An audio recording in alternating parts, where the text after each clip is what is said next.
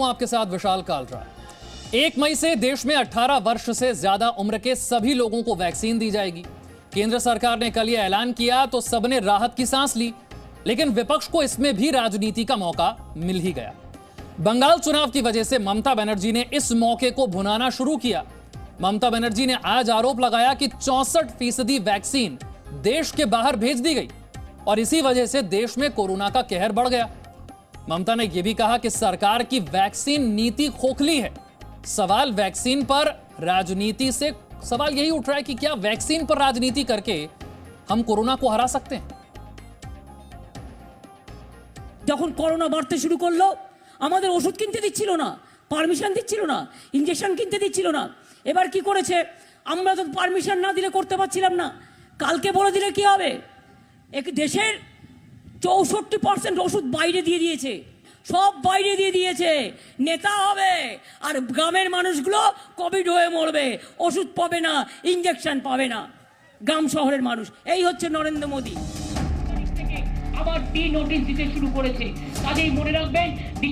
पिछले 2 महीने में ऐसा कोई मौका नहीं रहा कि ममता बनर्जी ने कोरोना के मुद्दे पर केंद्र सरकार पर हमला न किया हो। कभी ममता बनर्जी ने कोरोना बढ़ने की वजह बाहरी लोगों को बताया, तो कभी वैक्सीन के मुद्दे पर केंद्र सरकार को घेरा।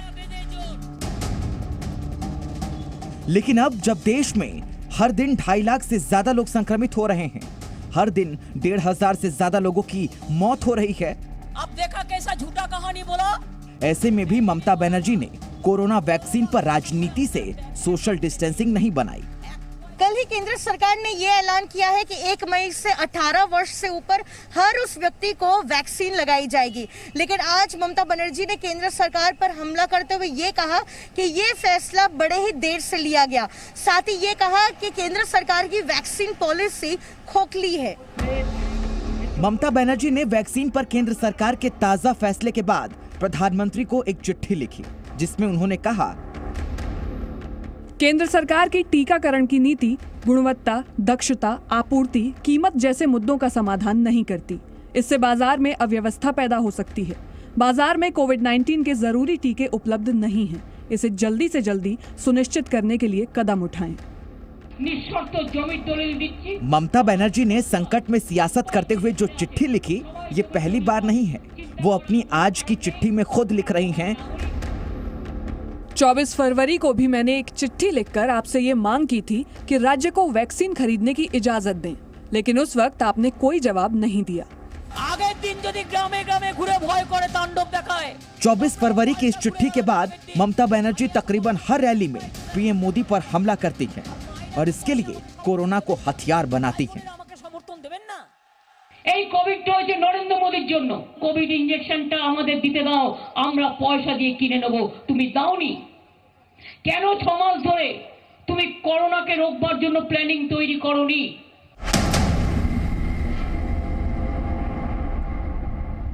আমরা বলেছিলাম তুমি আমায় দিতে দাও, আমি পয়সা দিয়ে দেবো ইনজেকশনের দাম, সব সাধারণ মানুষ ইনজেকশন নিয়ে নি। তুমি তো দাওনি। আমি তোমায় বলেছি, কতবার চিঠি লিখেছি, তুমি তো দাওনি। তুমি তো চাও যে মানুষ মরে যাক আর তোমরা এখানে বসে বসে দাঙ্গাবাজি করো আর ধান্দাবাজি করো আর এই সব করো।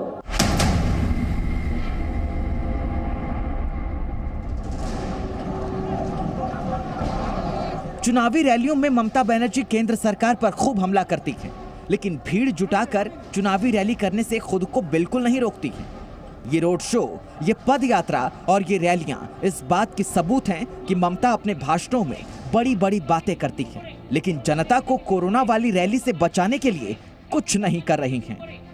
हालांकि टीएमसी के नेता आज फिर चुनाव आयोग से मिले और कहा कि एक साथ चुनाव कराकर लोगों की जान बचा ली जाए।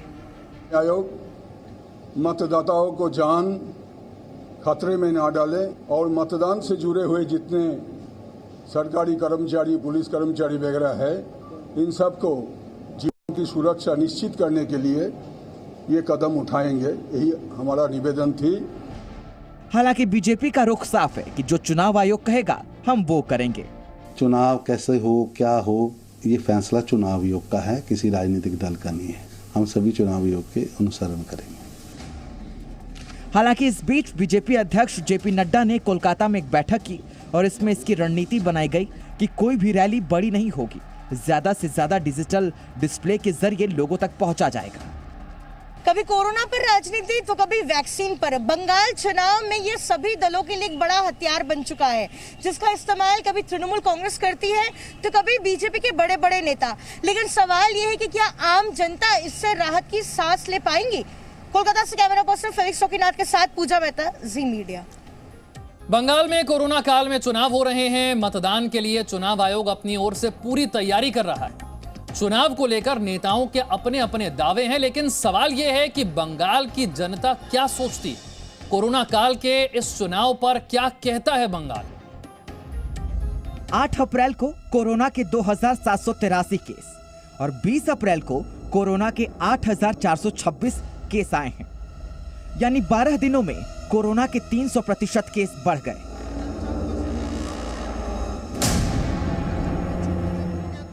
बंगाल में जब कोरोना की रफ्तार मौत बनकर टूटने लगी है, तो अब राजनीतिक दलों ने रैलियों पर ब्रेक लगाई है। ये भीड़ वाली तस्वीर, ये भीड़ वाले रोड शो अब बंगाल की सड़कों पर कम दिख रहे हैं। चुनाव आयोग ये कोशिश कर रहा है कि लोग संक्रमित हुए बिना चुनाव कार्यक्रमों में हिस्सा लें। अलग अलग पार्टी के नेता चुनाव पर अलग अलग दावे कर रहे हैं, लेकिन सवाल यह है कि जनता क्या सोच रही है। आखिर बंगाल की जनता बंगाल में चुनाव पर क्या चाहती है? बंगाल में कोरोना के बढ़ते मामलों और लोगों के दबाव के बीच राजनीतिक दलों ने अपनी रैलियों को छोटी करने का निर्णय लिया है। जहां एक तरफ बीजेपी ने ये दावा किया है कि अब उनकी रैलियों में सिर्फ 500 लोग होंगे और वो भी मास्क और सोशल डिस्टेंसिंग के साथ। वहीं दूसरी ओर ममता बनर्जी ने ये कहा है कि उनकी अब मीटिंग छोटी होंगी, महज 30 मिनट की। लेकिन सवाल ये है कि आखिरकार जनता क्या सोचती है इस कोरोना काल में चुनाव को लेकर। अब सवाल यह है कि कोरोना से बचने के लिए चुनाव आयोग ने जो इंतजाम किए हैं क्या वो काफी है? ये जानने के लिए हमने बंगाल की जनता से बात करने की कोशिश की। चूंकि बंगाल में कोरोना वायरस बड़े पैमाने पर फैल रहा है, इसलिए हम भीड़ में नहीं गए बल्कि लोगों से वीडियो मंगाया है और ये जानने की कोशिश की है कि आखिरकार कोरोना काल में चुनाव पर क्या सोचता है बंगाल। कोरोना काल में चुनाव होने चाहिए, लेकिन उसके लिए जो कोरोना की जो गाइडलाइंस आई हुई है उसको पालन करते हुए चुनाव होना चाहिए। कई हद तक जिम्मेदार हैं हमारे चुनावी रैलियाँ कोरोना के लिए पश्चिम बंगाल। जितने भी महाराष्ट्र के बॉलीवुड के स्टार आ रहे हैं उनके कारण बंगाल में कोरोना फैल रहा है। जितने मराठी नेता आ रहे हैं उनके कारण बंगाल में कोरोना फैल रहा है। इलेक्शन का टाइम है, ठीक है, स्टेट को गवर्नमेंट की ज़रूरत है, चेंजेस की ज़रूरत है। इसका मतलब यही नहीं कि आप कोरोना है तो भूल जाएं, एकदम फ्रीली आप एकदम मार्केट में ओपनली उतारें। वर्चुअल प्लेटफॉर्म्स है, सोशल मीडिया के अलग अलग प्लेटफॉर्म्स हैं जिसके द्वारा चुनाव प्रचार किए जा सकते हैं। काम इस तरह स्मूथली चल सकता है।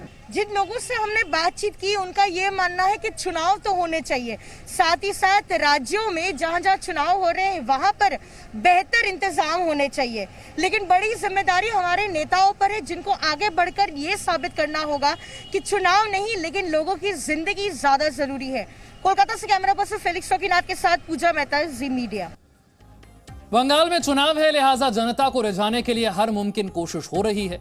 लेकिन बंगाल में चुनाव की दिशा और दशा तय करने में बंगाल के युवाओं की अहम भागीदारी रहेगी।